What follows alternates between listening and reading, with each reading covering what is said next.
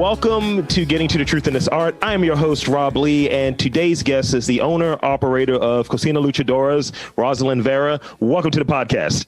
Hey, thank you. Thank you so much for having me. I'm so sorry we've been having so unfortunate, but we're finally here. Yes, we're in the middle of a pandemic. It's fine. Yeah, definitely. It's always something, adjusting to new business rules about COVID and everything. It's just an everyday changing thing. So it's definitely something that we're always have to, as a business owner, we're like, oh my God, I can't do this, but we're definitely here to support each other. Right. Absolutely. And I always, whenever people are interested, in this case, you are about us, about reporting about us, the business or the creators here in Baltimore, because there's a lot of art and it's beautiful. So I'm very excited to be here. Yeah. Well, that's great. I don't have anything too crazy in terms of questions because I learned early on that I scare people off with some of the questions I might ask. Yeah, so what's the best crab cakes? It's like, I don't know what to say. So I scare people off sometimes, but I got easier questions. Yeah, because it's hard. It's hard to say, hey, they're like, oh, so what you mean? My crab cakes are not the best. Right. So real quick, so describe your work within the restaurant, because on the surface, one can say it's one thing, but I'd rather have it come directly from you. How would you define your work and describe what you do in your restaurant? Well, what I do is I do a little bit of everything. We do from prepping. I run the Instagram, mail, everything. I do it all pretty much. Obviously, I have an amazing team behind me, but pretty much whenever one of them is off, I have to be there. I have to be here. So I have to know every role that's because it's what I created here. And, so I do a little bit of everything and I love it. And I love all the challenges that it has.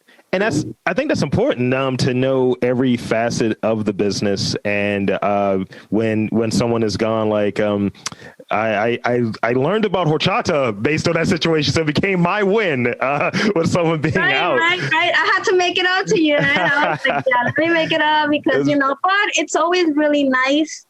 Like you to come and try the food before and then get your own, your own feeling about it, and your own, what you thought about it and things like that. So I think it's very interesting. And then what did you think about the horchata? I liked it. It was good. It was tasty. Something different, no? Absolutely. And then you can add rum to it too, just to see, I had a little rum. There you go. You can put some rum in that, and it's so good. It's our brandy. Yeah. So on the surface, Mexican restaurant is a specific area of like the country, specific region that the food is representative of, or like what is that like? Right. Specifically for us in Cocina Luchadoras, my culture, where we come from, is from Oaxaca. My dad is from Oaxaca, and my mom is from Puebla. So it's two different states in Mexico, but they're pretty much near each other. So that's why they met in New York. So anyway, so that's what we have. And I was born in New York, but I grew up in Mexico, in the city, Mexico City, with my grandma, but she would always take us to her town in Oaxaca and Puebla to visit my grandma from my mom's side. Gotcha. But she would always take us, and that's where I got, just get to see them do the beautiful art of making tortillas and providing food for us, and making them from scratch. So that is where my memories and everything come from my grandmother. Yeah, as if I haven't said it before, I dig the food. Like it's just, when I've been there, like since I became aware of it, I was like, I would go in that area and I was like, what are the luchador masks? What are these about? Like I watch wrestling, so I was like, what's the luchador masks? And and then having the opportunity to have the food, to try the food. And each time I go with my friends. I'm like, look, you got to try this. This is great. And it has that full like flavor without overdoing anything. It's just like, this is done right. This is done, this is actually being prepared as opposed to just, we put this together. And, that's what I like about it. It's just really good food. And so in terms of the name, what is there any significance to the name of the restaurant? Where does it come from? Well, Cocina Luchadoras, we always wanted to kind of like reminiscing from like how we grew up with my sister. Shout out to my beautiful sister Dalida, because she actually came with the name, and it was really, then we both agreed on it, with Cocina Luchadoras. Cocina is kitchen. Right. So Luchadoras is women as fighters. So we want to say like resilient, like we are badass, or because I actually have a tattoo that's called Chingona, which is like someone that it's a woman. It's to honor our women that taught me, are being strong and never giving up, and no matter what it is, no matter what we come. There's always a light, whatever troubles we come with. And, as women, sometimes we do take a lot. So this is an honor for all, us women that are hardworking or that take everything. And we use so much heart or emotion. Not all women, but I'm just as far as me, but we use a lot of emotion in Cocina Luchadora. So it is to honor all the women and all the fighters out there, just in general too, that get out there everyday life, because life is hard, but like, you got to make sure you enjoy it too, Yeah. And make it happen every day, and, come out and like, make sure you do what you love. It's hard. It's hard to get to that stage, though. Totally. That's really important to do what you love. You gotta live the dream, and sometimes it requires you to have those long days, those different challenges that present themselves. And I'll ask you about that in a bit, because that's key, because you learn a lot, and especially with this last about year, there's been a lot of things you touched on earlier that you have to navigate. So I got a two-part question. This might be a little controversial. Okay. What makes good Mexican food? And what is your most popular menu item? Wow. What makes a good Mexican food? Actually, I was going through your questions and I was like, wow, first I was like cut and paste, and then I was like, what makes a good Mexican? And I was like, no, I don't think he meant that. I was like, what makes a good Mexican food? I think that is really, really hard to actually say what is a good Mexican food. I think that overall, to just do it all, I think when you do it with your heart, like good, like when you actually do it with how you remember it, or how it used to taste. I think that's the most important thing. And overall, I think it's just anything, all food. All food is love, because you make it. I mean, when you make it, you're using your hands or your vision, the flavors, you smell, everything. We use all of our senses. So, I mean, I think once, like, everything, as long as you do it with love and with a lot of care, and try to use the best ingredients if you can, and people would know, and they know, and they taste it. And when they taste it, they appreciate it, right? They appreciate that effort that we take. We take not one step, more. We go beyond more. That's what I want. I want to, whenever you taste a tamal, which you never had, right? Remember the tamal? You put me on recently, and it was delicious. I was like, what have I been missing out on? What am I doing here? Right. Yeah. So, when you start telling your friends, and you already know, you start building your own memory about it. Hey, I came here with my best friend, whatever. We had this best tamal or this horchata, So as long as you make it with all your heart, and that you are providing beautiful food and good food, quality food for your customer, I think that's what it makes a good Mexican food, or overall all the food. Yeah. I mean, I had the privilege. I have in-laws who are Mexican or what have you. So I've had menudo before. I've had it's What? You yeah. had menudo? Yeah, Wow. and it was in Clovis, New Mexico. So my brother, he's married, and it's just like, this is what we're doing. This is great. And it's like, Rob, how do you know about this stuff? I was like, but there's certain things I just missed, and it's like, you guys don't have tamales here? What's going on? Like, Yeah, I have menudo too. Yeah. I have menudo. I have pozole. So I try to make like how I grew up and how the things that I would see. That's why that's what I brought to my little kitchen. And then you said the most popular. Oh my goodness, that is so hard. I try to bring a graph because now, like, look at me with my little restaurant, but always bringing graphs and saying like who wins, tacos or tortas. Yeah. Have you tried the tortas? I've not yet. I've had the tacos, but I've not had the torta yet. And well then that's a very hard thing because it's between tacos and tortas. So. Okay. For a taco, I would say a cochinita pibil, which is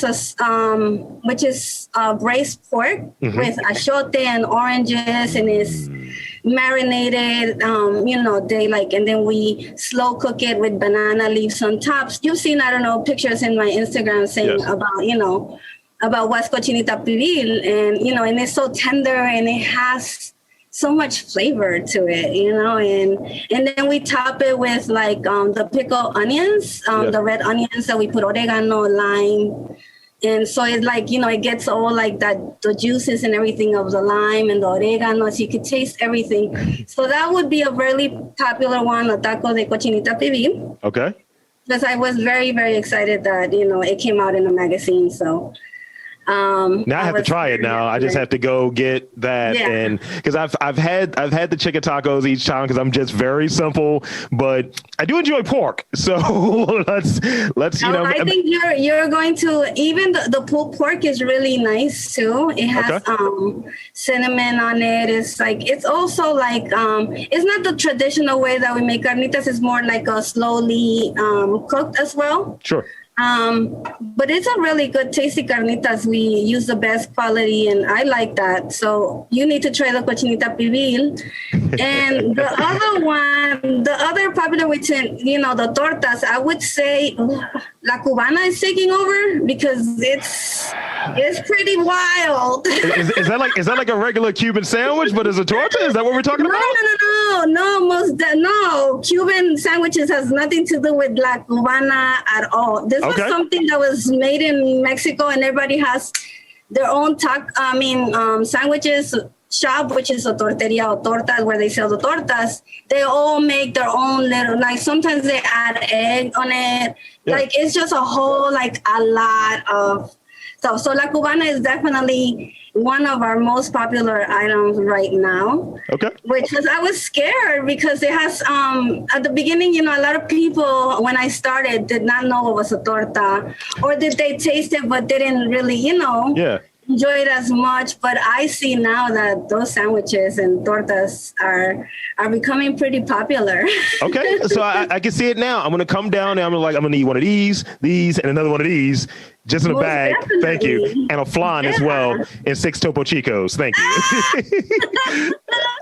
Yeah, definitely. Yeah, I drink a lot of Topo Chico. Topo Chicos is really good because it has a lot of bubbles on it. It lasts, and even if you leave it the next day, and if you have a hangover, look at me, like, and it's there, and you're like, it still has bubbles. Yes, absolutely. So it's a beautiful thing. Las tortas, the tacos. So I don't know. It's really hard. So between is those two. It'll be those two in my menu. Okay. Because one thing I'm looking for, I always go to different places. I have like certain desserts that I'm a big fan of. My manager, who's with me the day we went there, she ate one of those the flan like that night, and she's like, "Yeah, I ate the next one in the morning." I was like, "You are losing it." And so I always go to any place that has like a tres leches or something. That's where I go, and that is my go-to like cake or what have you. But she sold me on the flan, so now that's on the list as well. Now I just have a list of things to get. So now here's a question I have. could you describe a experience or a meal or experience that really influenced the restaurant? A meal or experience? I think, well, experience would be watching my grandmother when she would take us to her town and her house, making tortillas from scratch, from having a corn and then cooking it, and that is like the most, like I could see like everything, no? That for me, that's a beautiful thing that I see all the time when I have like the tortillas or the smell when we're cooking the corn. Yeah, that just takes me back to her. So yeah.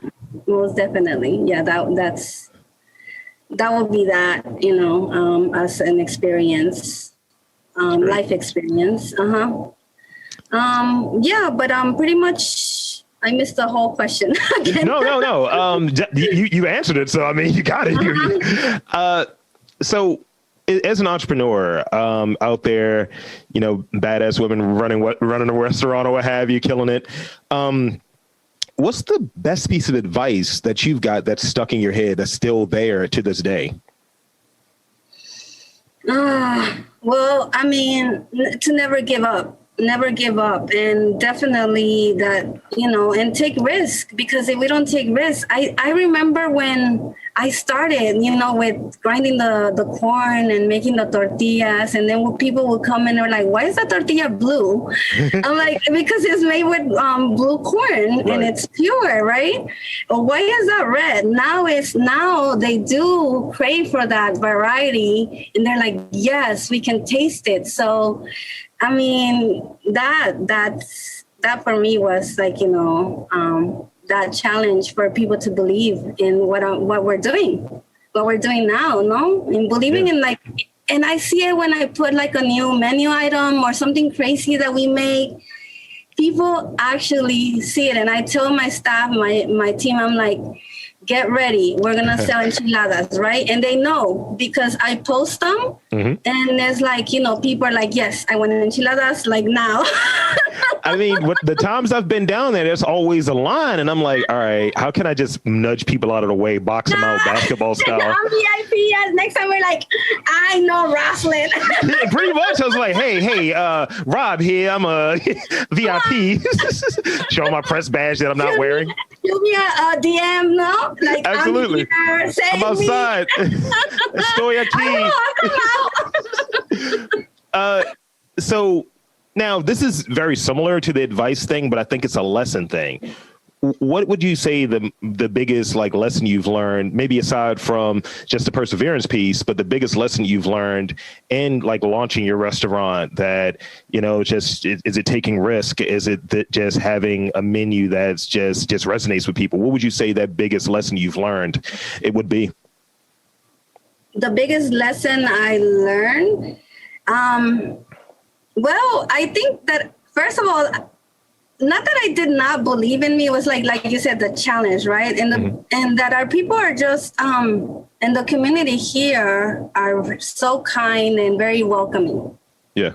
So I think that is one of the things that I never thought that could happen, no? And come together as a community and seeing how like they appreciate, So that's a big lesson. I didn't even think. Sometimes I stay and I'm like thinking, I'm like, well, how did this happen, right? Like how, and I sometimes I'm like, oh yeah, I'm proud of myself, right? Like, I need it, and we have to. It's hard for us to do that, but yeah, I mean that there is that when you take risk, I mean, and things like that, that you never know what's still going to be the outcome. But for me, I've learned that the lesson is that we can all come together as a community. And I've seen it a lot too with events that I've done in the past, obviously pre-COVID.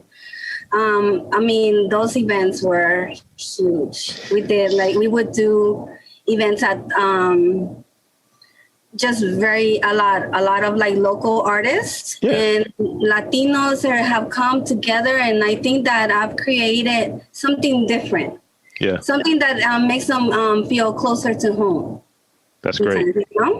That's great. And you know what? And and too with the young kids, like high school kids, Latinos, is that they've never been to Mexico. They've probably been to Mexico, like, to visit their grandparents, and then they come and they wanna embrace their culture, no? Yeah. And then they start looking for stuff. And I think they identify a lot with coming to the restaurant and saying, "Hey, I'm gonna get some tortas," or they do the Spanglish.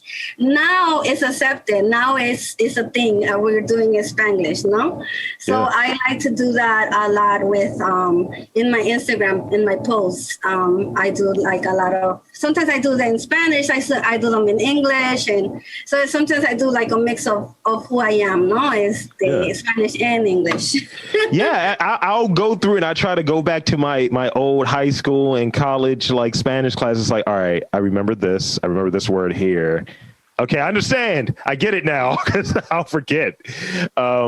But yeah, it's definitely there. Just, it's very inviting. It's a very good social media, very good Instagram account that's being run there. And the food just looks great on there and it's run really well. You're super responsive. So you're wearing many hats, but you're knocking them all out.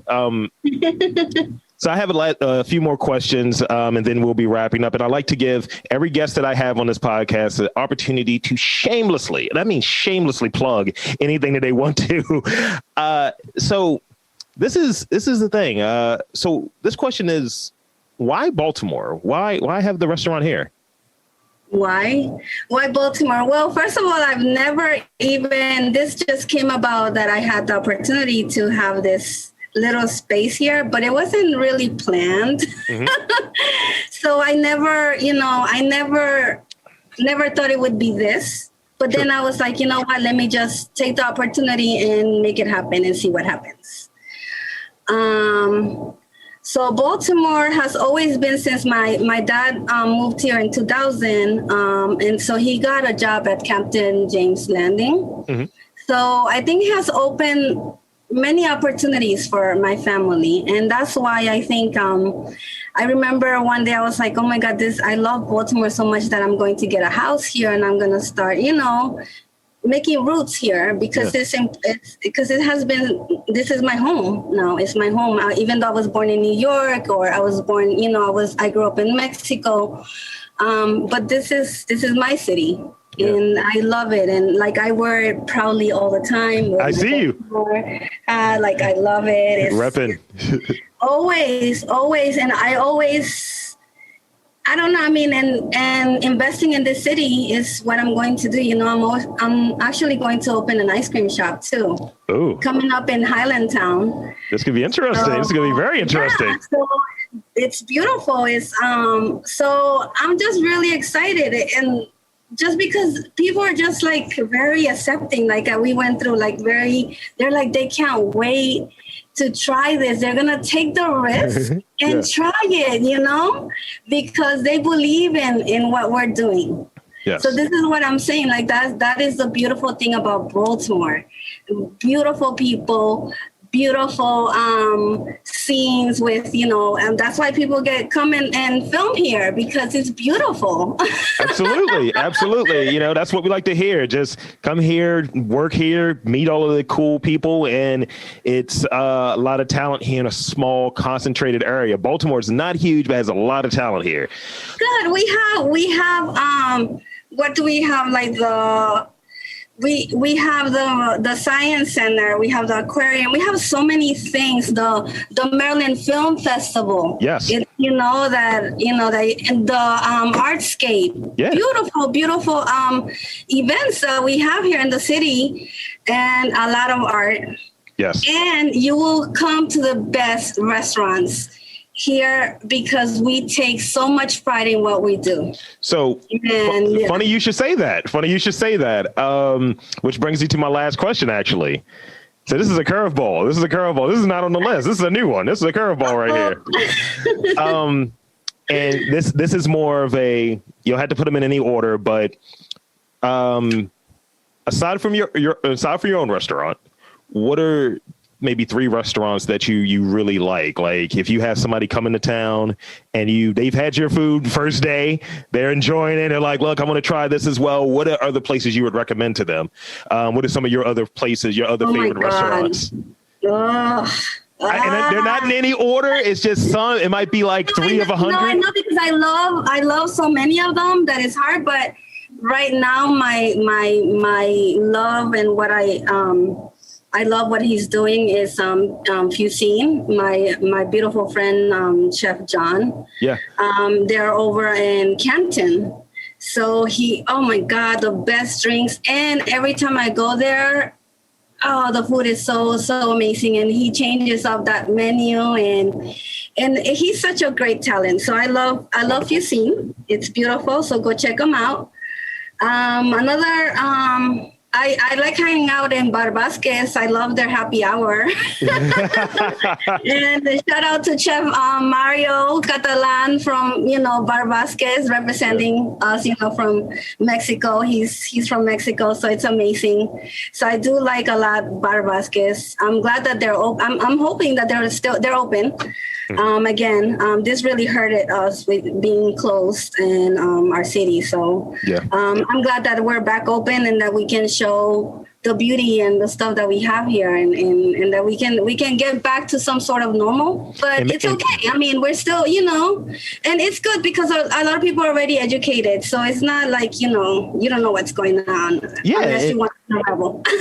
and maybe we'll have some semblance of like restaurant week or something that'll stimulate people just buying. Cause I know that during this time, like I'm glad that I work out every day, because I've been definitely supporting my local restaurants and ordering out like 4 to 5 times a week. And but yeah, I'm glad that we've opened up a bit to just to allow for it with precautions and all of that good stuff, but just to allow for it. And I think we have so many different types of food here. Oh my goodness, there's so many. If you want Italian, there are Di Pasquale's. They're so beautiful, amazing, fresh food. Just so many, Clavel, my beautiful friends from Clavel. Yes. I love them. It's like when used to be normal, like we used to get out of here and like go straight to Clavel. They have great margaritas there. I mean, come on, like that was a hangout like after work, and now it's like, it's hard, but we'll get back there, Yeah. And that's what I like to do after work, like on a Friday, like go out to my favorite and go and check out new restaurants, no? Yeah. I definitely wanna check out Sally O. From my friend Jessie. So I mean, I can't wait. I really want to check her out. It's been closed and open. So she does carry out and very brave. Another woman that's very brave that opened on pandemic times. Yeah. There you go. So I love her. She's so she's my girl that taking that risk. That's great, taking risks, and that's because I spoke with Chef Kat and Chef Kaya recently, and they mentioned how much of a badass you were. And, I love those are my girls. Yeah, how much of a rule breaker you are, and I was just like, all right, I can't wait to talk to Rosalyn. So that's pretty much it for my questions. So now here's a chance to plug the social media, plug the website, and plug the store, well, the restaurant, plug whatever you want to plug, shamelessly plug whatever you want to plug. Shamelessly, well, first of all, I want to thank you so much for the time and the patience that we had to cancel. But all those, I made it up to you. Yes, you did. And I appreciate that.